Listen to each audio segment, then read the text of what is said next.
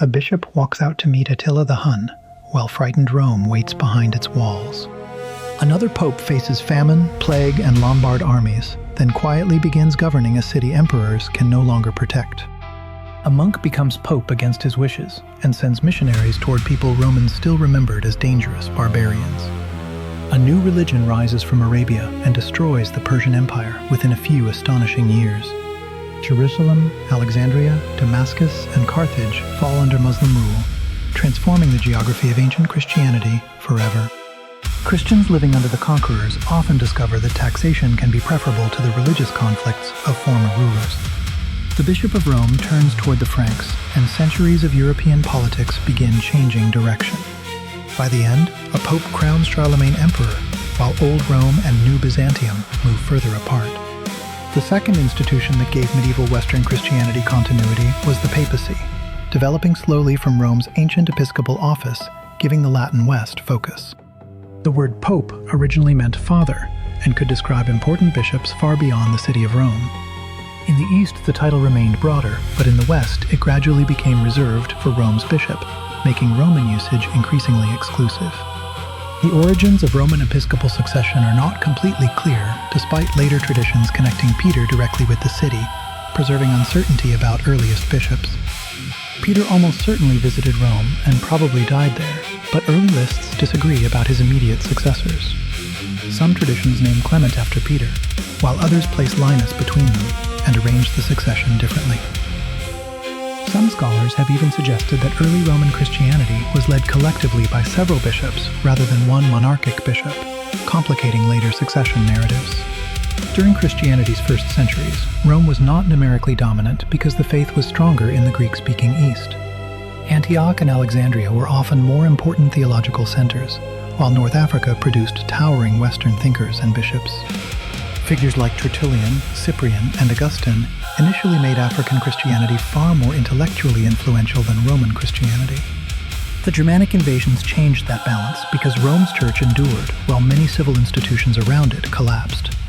The Western Church increasingly became guardian of Roman memory, education, social order, and legal habits inherited from antiquity, preserving civic practices after imperial collapse.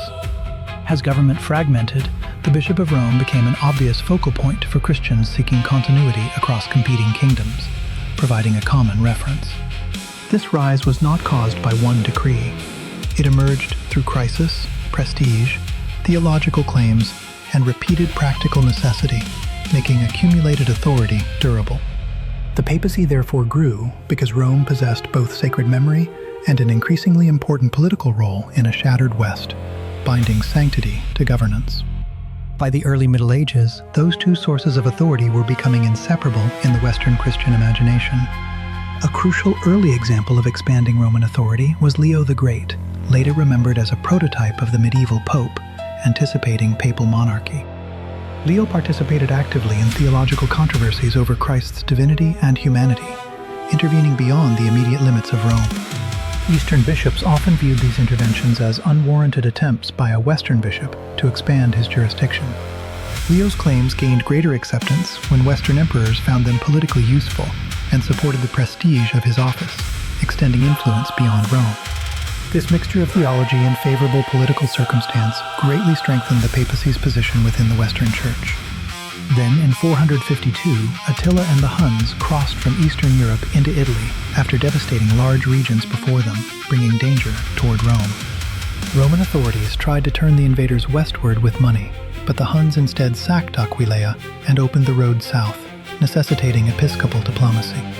The Western emperor was too weak to stop them, and officials warned that no army could defend Rome effectively, underscoring dependence on non-military solutions. Leo left the city to meet Attila personally, accompanied by other Roman leaders, carrying neither a victorious army nor obvious leverage, elevating episcopal diplomacy. No reliable record tells us exactly what was said during the encounter, leaving later generations room for dramatic legends, inviting centuries of embellishment. Tradition imagines Saints Peter and Paul appearing beside Leo and threatening the Hun with supernatural judgment if he attacked, magnifying Leo's sacred prestige afterward. Whatever actually happened, Attila chose not to attack Rome and turned northward, where he died soon afterward.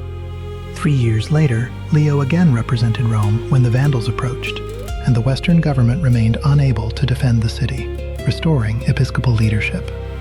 This time the negotiation did not prevent conquest, but the Vandals reportedly agreed to spare lives and avoid burning Rome, limiting destruction despite defeat. They nevertheless looted the city extensively, carrying away wealth while demonstrating once again the weakness of imperial protection, strengthening the case for local leadership. Episodes like these gave Leo enormous civic authority because he appeared able to act where emperors and generals could not, reshaping expectations of leadership. Leo also grounded papal claims in theology, arguing that Peter's authority continued through the bishops who succeeded him in Rome, privileging one apostolic see. In his writings, Rome's bishop appears not merely as an important pastor, but as heir to Peter's unique commission, defining office through apostolic inheritance. After Leo's death, relations between Rome and Constantinople became increasingly tense, as theology and imperial politics collided repeatedly. When Odoacer deposed the last Western emperor in 476, Italy entered a long period of unstable political arrangements. In theory, Italy belonged to the Eastern Empire, but Roman popes regularly quarreled with emperors over disputed Christological questions, making communion politically fragile. Those tensions eventually produced a schism between East and West that lasted several years before any reconciliation became possible, hardening East-West distrust. The Ostrogothic invasion deepened the crisis because Arian rulers controlled Italy while the older Catholic population remained religiously separate, complicating loyalties across regions. By 498, Rome even had two rival popes, one supported by the Ostrogoths and another backed by Constantinople, turning succession into an international contest.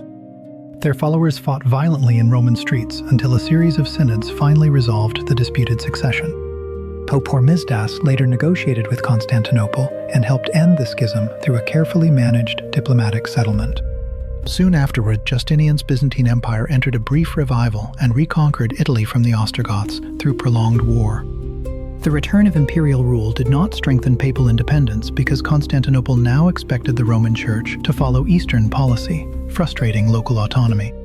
For several succeeding popes, Byzantine emperors exercised decisive influence, sometimes reducing Rome's bishop to something resembling an imperial appointee, making resistance personally dangerous. Those who challenged Constantinople discovered that theological disagreement could bring political punishment from an emperor controlling Italy militarily. Justinian's great church of Hagia Sophia symbolized Eastern imperial confidence at the very moment Western Rome remained politically weakened, centering Christian power in Constantinople. The Pope retained considerable prestige, but for a time, Roman authority operated beneath the shadow of a powerful Christian emperor, limiting practical autonomy. The balance would change again only when Byzantine military power in Italy began collapsing under new external pressure. That pressure came from the Lombards, whose invasion forced Rome to seek protection through increasingly independent political choices, redirecting Roman strategy toward Western partners. Byzantine strength in Italy faded quickly, and only 6 years after the Ostrogoths fell, Lombard armies invaded from the north, renewing Italy's political crisis. Their rival leaders divided after early victories, slowing conquest but leaving the peninsula fragmented among competing political powers. After Justinian died in 565, Constantinople no longer maintained enough military strength to protect every remaining imperial possession. Rome's bishops increasingly became responsible for preserving the city against Lombard pressure, famine, ruined infrastructure, and political uncertainty, expanding episcopal duties far beyond worship. Benedict I died while Lombard forces threatened Rome, leaving his successors to negotiate survival with little military support. Pelagius II paid the invaders to withdraw and appealed northward to the Franks when eastern help failed to arrive, testing Frankish protection instead. Those appeals did not immediately solve Rome's danger, but they pointed toward a future alliance that would transform Europe, foreshadowing an eventual Frankish partnership. The papacy was slowly learning that survival might depend less on Constantinople and more on emerging Western kings. That strategic shift became especially important when a remarkable Roman monk named Gregory eventually inherited the papal office, placing him at the turning point. Gregory would negotiate directly with enemies, manage estates, feed populations, and govern territory in ways earlier popes rarely attempted, establishing durable precedents. His pontificate would show how completely the Bishop of Rome had become both religious leader and practical civic ruler, normalizing a dual papal role. The road from ancient episcopacy to medieval papacy was being paved by emergencies that no surviving emperor could reliably solve, turning necessity into precedent. Gregory was born around 540 into an aristocratic Roman family while Justinian's armies and Ostrogoths fought over Italy. As a child, he witnessed a city repeatedly besieged, starved, damaged, and stripped of the security older Romans remembered, shaping his civic instincts. The Ostrogothic king Attila captured Rome in 545, and Byzantine forces retook it the following year, deepening Rome's ruin. Years of war reduced monuments, aqueducts, drainage systems, and population, leaving Rome physically diminished and politically uncertain. Gregory likely entered Roman administration and rose to an important civil office before abandoning that career for monastic life, bridging two formative careers. After becoming a Benedictine monk, he entered a discipline combining prayer, community, obedience, practical work, and ecclesiastical service. Pope Benedict later made him a deacon and drew him into the administrative responsibilities of the Roman Church, preparing him for future leadership. Pelagius II then appointed Gregory ambassador to the imperial court in Constantinople, where he spent roughly 6 years. There he encountered theological disputes and the intricate politics that continually strained relations between Eastern emperors and Western bishops, exposing imperial cooperation's limits. In 586, Pelagius sent another ambassador, allowing Gregory to return to his monastery and the city he preferred.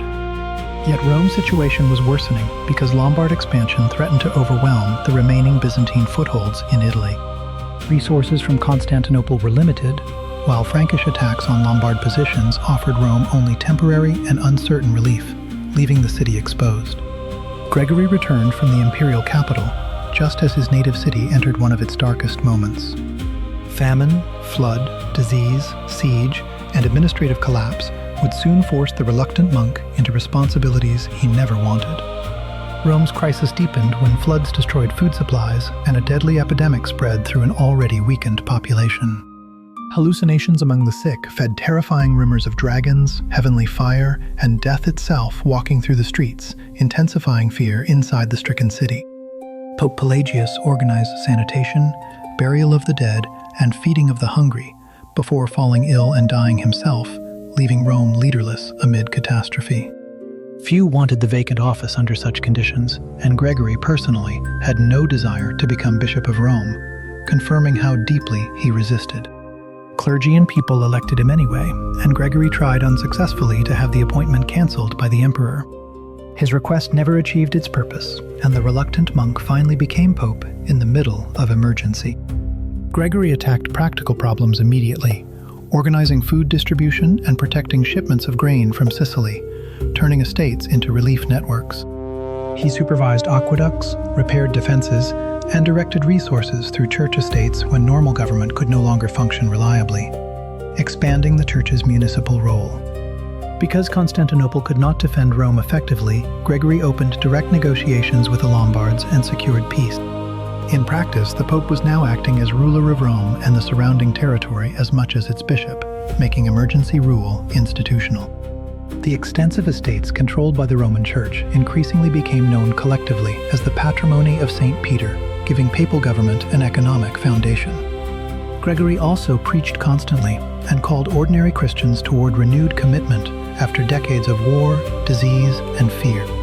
He promoted clerical celibacy and other reforms that were becoming increasingly normative across the Western Church, strengthening discipline beyond Rome. As Bishop of Rome, Gregory asserted authority over other Western bishops, extending the practical reach of papal leadership.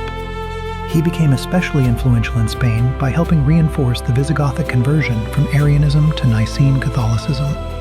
In England, Gregory's mission under Augustine eventually created a durable, Roman-oriented church centered at Canterbury, establishing a lasting Roman connection.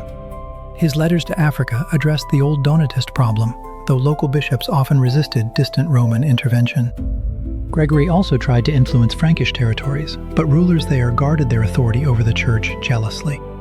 His efforts did not always succeed, yet they reveal a papacy increasingly imagining responsibility for Christianity across the entire West, anticipating wider papal claims. For these reasons, Gregory became known as the Great, combining pastoral leadership, administration, diplomacy, reform, and missionary ambition, cementing his unusually broad legacy. Gregory was not famous for theological originality and openly preferred the inherited wisdom of earlier teachers, especially Augustine. He believed a disciple should follow recognized masters rather than compete with them by seeking novelty for its own sake, making continuity a virtue. Yet his historical position forced him to interpret Augustine for a very different world of superstition, instability, and fading classical learning, reshaping Augustinian reception. By treating Augustine almost as an infallible teacher, Gregory often turned earlier speculation into confident medieval teaching. The theologian of Hippo had suggested purification after death for some sinners before they entered heaven, anticipating later purgatorial doctrine. Gregory affirmed this possibility strongly, helping give momentum to the developing Western doctrine later called purgatory, moving speculation toward orthodoxy. He also softened Augustine's strictest conclusions about predestination and irresistible grace by emphasizing how salvation should be received. For Gregory, contrition, confession, and actual punishment or satisfaction formed important stages in the Christian response to sin. A dying believer who had not completed satisfaction could, in this framework, undergo purification before reaching final salvation, extending penance beyond death. The living could assist the dead through repeated masses offered on their behalf, linking earthly liturgy directly with the fate of souls after death. Gregory told stories in which repeated masses appeared to release sinful monks from punishment beyond the grave. Such stories were not Gregory's invention, but he accepted popular religious traditions more readily than many earlier Christian intellectuals, legitimizing vernacular devotional culture. By recording and endorsing them, he helped turn circulating beliefs into patterns of medieval Christian imagination and practice. His synthesis, therefore, preserved Augustine, while simultaneously changing how Augustine would be understood by later Western Christians. The medieval church inherited not simply Augustine's theology, but Augustine as interpreted through Gregory's pastoral and practical concerns. That interpretation would influence doctrines of penance, purgatory, masses for the dead, grace, and church discipline for centuries, embedding them in Western practice. Gregory thus became a bridge between the intellectual Christianity of late antiquity and the devotional world of the Middle Ages, preserving continuity across rupture. His importance came precisely from adapting inherited theology to a Western society radically transformed by invasion, collapse, and urgent new pastoral needs. After Gregory's death, the papacy again endured periods of harsh imperial control from Constantinople and renewed theological conflict. Emperors sometimes demanded papal support for disputed Christological positions and treated resistance as political disobedience rather than scholarly disagreement, making doctrine a loyalty test. Pope Honorius was later condemned for supporting a compromise teaching that Christ possessed two natures but only one will, demonstrating papal fallibility in judgment. Pope Martin I rejected an imperial ban on further discussion and was kidnapped, transported eastward, and exiled. While he was still alive, another pope was installed in Rome, demonstrating how limited Roman independence could remain. Later, Gregory III also had to secure imperial approval before consecration, revealing continuing Byzantine claims over papal succession, preserving Constantinople's leverage over Rome. Eventually, Lombard pressure made Eastern protection increasingly useless, forcing the papacy to search for a stronger Western ally. The Franks offered that possibility, and Pope Zacharias supported Pippin's replacement of the last ineffective Merovingian king, legitimizing dynastic change. Stephen II later inherited papal obligations to Pippin and appealed for military help when Lombards again threatened Rome. Pippin defeated the Lombards and granted conquered territory to the Pope rather than returning it to Constantinople, establishing papal lands. From that moment, the alliance between Frankish monarchy and Roman papacy grew steadily deeper and more politically consequential, creating mutual political dependence. The long development reached a symbolic climax when Leo III crowned Charlemagne Emperor of the West on Christmas Day 800, reviving Western imperial claim. The papacy was now looking north to a Western emperor while becoming increasingly willing to ignore objections from Constantinople, deepening Rome's break with Byzantium. A political geography unimaginable under Constantine had emerged from centuries of invasion, negotiation, collapse, and institutional improvisation, forming Western Christendom. Early in the 7th century, it briefly seemed that political order might be returning across much of the old Roman world before sudden reversal. Arian kingdoms were shrinking, the Franks had accepted Nicene Christianity, and Byzantium still held important Western territories, masking deeper fragility. Then an unexpected force emerged from Arabia, a region long ignored by both the Roman and Persian imperial centers, shattering both empires' assumptions. Within only a few years, Persian imperial power disappeared, while major Roman eastern provinces fell to Arab armies. The driving religious force behind this expansion was the teaching of Muhammad, an Arab merchant deeply concerned with spiritual questions, uniting revelation and statecraft. Muhammad had encountered Judaism and several forms of Christianity already present throughout Arabia before his prophetic career began. He reported dreams and visions calling him to proclaim a message revealed through the angel Gabriel, beginning Muhammad's prophetic mission. That message became the Quran, a title meaning recitation and reflecting the command to recite what had been revealed, serving as Islam's central scripture.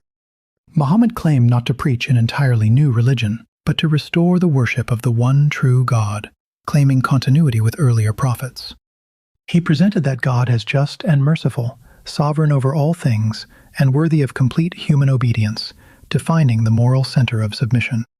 Islam honored many Hebrew prophets and regarded Jesus as a great prophet, while firmly rejecting claims to his divinity, making Christology a central dispute. That rejection would make Christian teaching about Christ and the Trinity a major point of future theological conflict. The new movement grew under pressure, organized a community, and soon possessed both religious conviction and political power. Its rise would transform not only Arabia, but the entire geographic center of the Christian world within a generation, displacing Christianity's ancient heartlands. Islamic practice came to be summarized in 5 basic duties that gave the expanding community a shared religious discipline, standardizing communal observance. The first was radical monotheism and recognition of Muhammad as God's prophet, rejecting any divine plurality, distinguishing Islam from Trinitarianism. The second required ritual prayer at appointed times, directing believers repeatedly toward God throughout the ordinary day, structuring daily devotion. The third pillar, zakat, required almsgiving and recognized a moral claim of the poor upon the wealth of the rich, making charity obligatory. The fourth was fasting during Ramadan, the month associated with the first revelation received by Muhammad, establishing annual discipline. The fifth was pilgrimage to Mecca, expected at least once from every adult male capable of making the journey, uniting believers around one shrine. The movement initially faced strong opposition from Meccan merchants, who feared religious change would threaten established economic interests, hardening merchant resistance. Muhammad's followers fled to Medina in 622, an event that became the starting point for the Muslim calendar. There, Muhammad founded the first Muslim political community, where religious worship and civil life followed the same leadership. His followers eventually returned militarily toward Mecca, and the city came under their control with relatively little bloodshed, consolidating the movement's political center. Muhammad governed briefly after victory, then died soon afterward, leaving a movement that already controlled most of Arabia. Leadership then passed to the caliphs, successors who combined religious legitimacy, political authority, and command over expanding armies. Under them, Islam moved with astonishing speed beyond Arabia into lands exhausted by long Roman-Persian rivalry, entering weakened imperial provinces. The military expansion was therefore inseparable from a religious movement already possessing clear practices, communal identity, and political institutions, fusing belief with government. For Christians, the challenge was unlike earlier barbarian invasion because the conquerors represented a confident new, monotheistic faith. The theological and political consequences would unfold together across the Eastern Mediterranean, North Africa, and eventually Western Europe, joining conquest with religious confrontation. Under Abu Bakr, Muslim authority was consolidated across Arabia and prepared for campaigns beyond the peninsula, enabling sustained external expansion.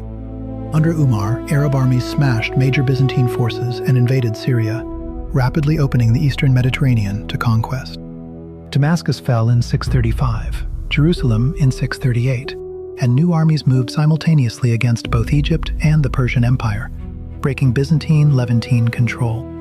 Cairo was founded in conquered Egypt, while Alexandria fell in 642, after centuries as a major Christian intellectual center, ending Byzantine Alexandria's era.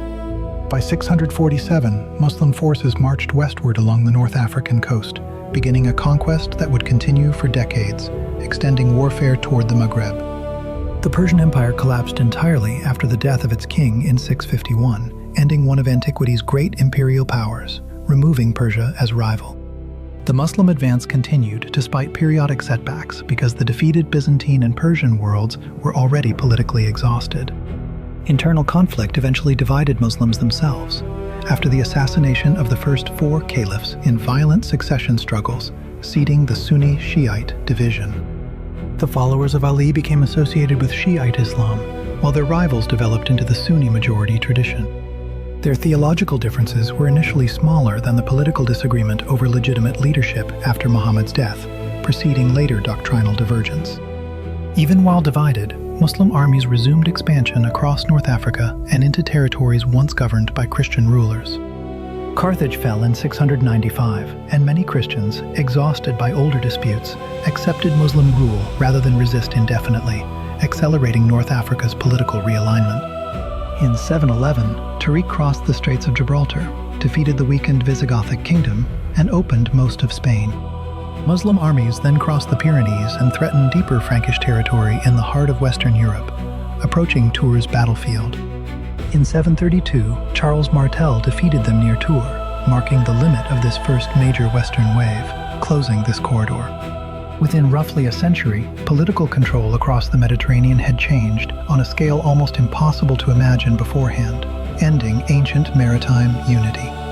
Muslim expansion often succeeded partly because many subjects were already alienated from Byzantine or Persian religious policies, weakening organized resistance. In Syria and Egypt, Monophysite Christians had long resented imperial attempts to impose Chalcedonian theology through political pressure. The new Muslim rulers offered a different arrangement: submission, taxation, and limits, but often considerable freedom in internal religious matters, contrasting with imperial coercion. The proclamation associated with Jerusalem promised Jews and Christians protection of property and customs in exchange for tribute, establishing a model of protected subordination. Christians could continue worshiping and resolving many internal questions, while Byzantine Greek officials were the group required to leave, preserving churches under new rulers. The conquest, therefore, did not immediately erase ancient Christian communities in Jerusalem, Antioch, Damascus, Alexandria, or Carthage, delaying religious replacement. Over time, however, Christianity declined sharply in many of these regions and disappeared almost completely from parts of North Africa, reversing centuries of dominance. The Byzantine Empire was pushed back toward modern Turkey and southeastern Europe, losing most of its ancient Eastern and African heartlands, ending imperial breadth. Christianity's geographic center shifted westward toward Italy, the Frankish Kingdom, the British Isles, and regions north of the Mediterranean, strengthening Latin Europe's importance.